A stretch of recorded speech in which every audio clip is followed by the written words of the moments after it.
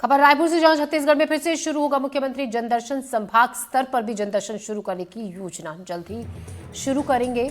आज जनदर्शन को सीएम ने ये कहा, विष्णुदेव साय जनदर्शन से समस्या का जल्द होता है समाधान, सीएम ने ये कहा। तो जल्द ही दोबारा से शुरू होगा जनदर्शन। जनदर्शन से समस्याओं का जल्द समाधान होता है। छत्तीसगढ़ में फिर से शुरू होगा मुख्यमंत्री जनदर्शन।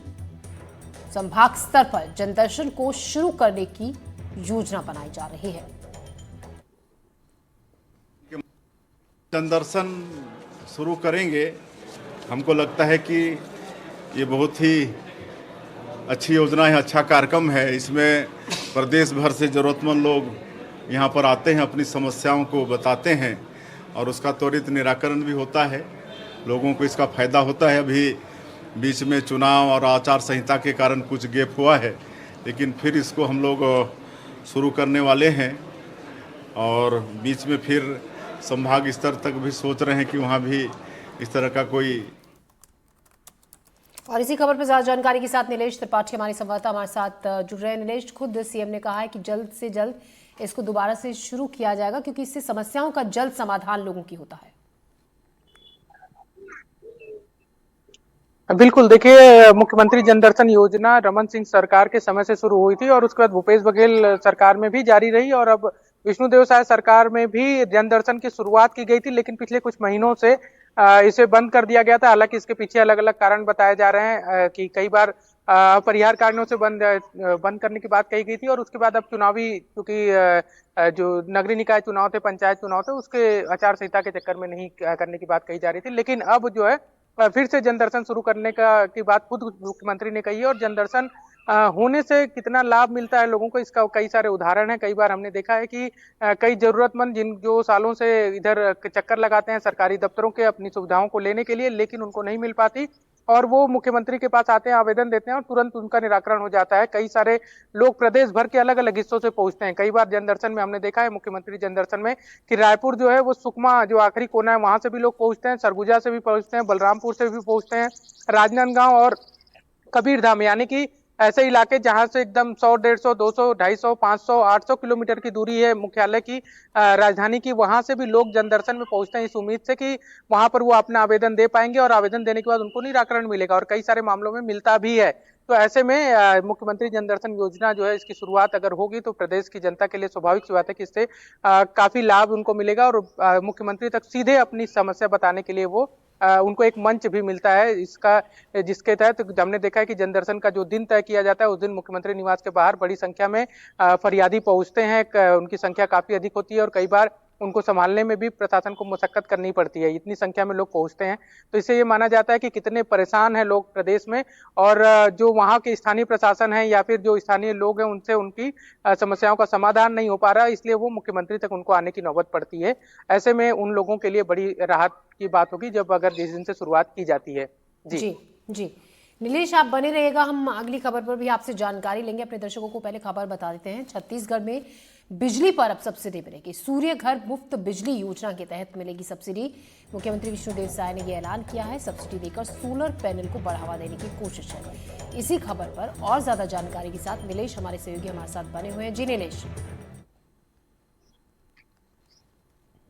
बिल्कुल, देखिए ज्योति, ये योजना जो है अपने आप में एक बड़ी लाभकारी योजना है छत्तीसगढ़ को। हालांकि छत्तीसगढ़ प्लस सरप्लस बिजली उत्पादन वाला राज्य है, लेकिन छत्तीसगढ़ के कई ऐसे इलाके हैं अभी भी, बस्तर के, सरगुजा के या फिर अंदरूनी कबीरधाम के इलाके जो बॉर्डर इलाके लगते हैं दूसरे राज्यों से, सीमावर्ती इलाके हैं, वहां पर आज कई सारे ऐसी जगह है जहाँ पर बिजली टावर नहीं पहुंच पाया है, बिजली खंभे नहीं पहुंच पाए। उन इलाकों में आज भी अगर बिजली पहुंचाने की कोशिश पहले से भी की जा रही है तो सौर ऊर्जा के माध्यम से ही की जा रही है। ऐसे में अगर इस योजना जो कि पीएम सूर्य घर मुफ्त बिजली योजना है, उसके तहत अगर सब्सिडी राज्य सरकार भी उसमें ऐड करती है तो स्वाभाविक सी बात है कि इसका जो लोगों के लगाने का इसमें संख्या होगी, वो जो आवेदन करता होंगे वो बढ़ेंगे और लोग जो अगर सब्सिडी मिलेगा राज्य से अलग, केंद्र से अलग, यानी कि ज्यादा सब्सिडी मिलेगी तो लोग इसमें बड़ी संख्या में भाग भी लेंगे। तो ये बहुत ही लाभकारी योजना एक तरह से केंद्र सरकार की है आम लोगों के लिए, क्योंकि जिस तरह से इलेक्ट्रिक व्हीकल्स भी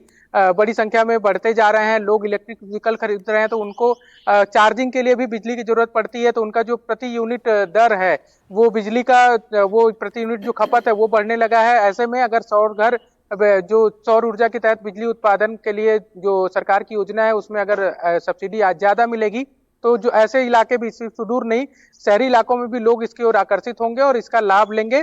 इसका फायदा दोनों को मिलेगा, सरकार को भी मिलेगा और एक तरह से जो बिजली उत्पादन की वजह से जो पर्यावरण को नुकसान होता है, कई बार हमने खुद प्रधानमंत्री जब में बोल चुके हैं कि 2050 तक हमको कार्बन उत्सर्जन मुक्त भारत करना है। ऐसे में इन योजनाओं का काफी महत्व हो जाता है और अब देखने वाली बात होगी कि कितना प्रतिशत सब्सिडी जो है वो रखा जाता है, इसके लिए क्या रोड मैप तैयार किए जाते हैं और कितनी जल्दी इस सुविधा को शुरू किया जाता है, इस पर फोकस होगा। ये योजना अपने आप में बड़ी योजना है और अगर इसका अतिरिक्त सब्सिडी जो केंद्र से ऑलरेडी मिल रही है उसके अतिरिक्त कुछ सब्सिडी अगर मिलेगी तो स्वाभाविक बात है कि लोग इसके लिए और आकर्षित भी होंगे। जी नीलेश, आपका शुक्रिया जानकारी के लिए।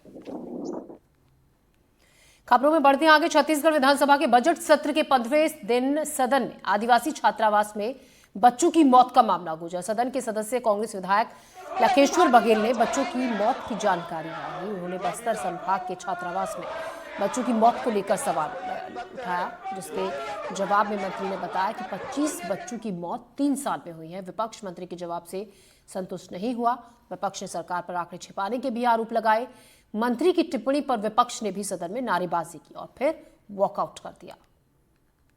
छत्तीसगढ़ विधानसभा के बजट सत्र के 15वें दिन सदन में बस्तर संभाग के छात्रावासों में बच्चों की सुरक्षा का मामला गूंजा। कांग्रेस की ओर से सदस्य लखेश्वर बघेल ने सवाल लगाया था कि बस्तर संभाग के छात्रावासों में आदिवासी छात्रावासों में पिछले 3 वर्षों में कितनी मौतें बच्चों की हुई हैं। इसके जवाब में मंत्री ने कहा कि पिछले 3 सालों यानी कि सत्र 2022-23 से सत्र 2024-25 तक कुल 7 जिलों के जितने भी छात्रावास हैं उनमें 25 मौतें जो हैं बच्चों की हुई हैं, जिनमें अलग अलग कारण बताए गए। सत्र 2024-25 में सबसे ज़्यादा 17 मौतें हुई। इसके पहले सत्र 2023-24 में 4 और सत्र 2022-23 में भी 4 मौतें हुई। सत्र 2023-24 में से जो 4 मौतें हुई उनमें सबसे ज़्यादा 3 मौतें बच्चों के आत्महत्या करने की वजह से हुई। इसके अलावा साल 2024-25 में जो 17 मौतें हुई उनमें से मलेरिया, उल्टी दस्त और बीमारी के अलग अलग कारणों से भी बच्चों की मौत हुई, जो चिंताजनक थी।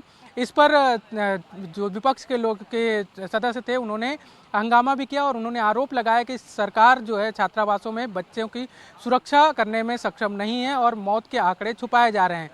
विपक्ष की ओर से यह भी कहा गया कि जो आंकड़े सरकार के द्वारा बताए जा रहे हैं उनमें से 10 और बच्चों की मौत हुई है, जिन आंकड़ों को छुपाने की कोशिश की जा रही है।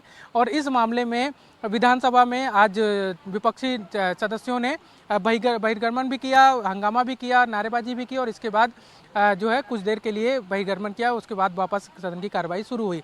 यानी कि आज जो छात्रावास का मामला था, छात्रावास में बच्चों की सुरक्षा का मामला था, वो सबसे बड़े मुद्दों में शामिल रहा और विधानसभा में इसको लेकर हंगामेदार स्थिति भी कुछ देर के लिए बनी। खासकर बच्चों की सुरक्षा को लेकर, आदिवासी छात्रावासों में बच्चों की सुरक्षा को लेकर मंत्री द्वारा जो आंकड़े पेश किए गए उस पर विपक्ष जो है वो संतुष्ट नजर नहीं आया। रायपुर से कैमरा सहयोगी प्रवीण साहू के साथ नीलेश त्रिपाठी, NDTV।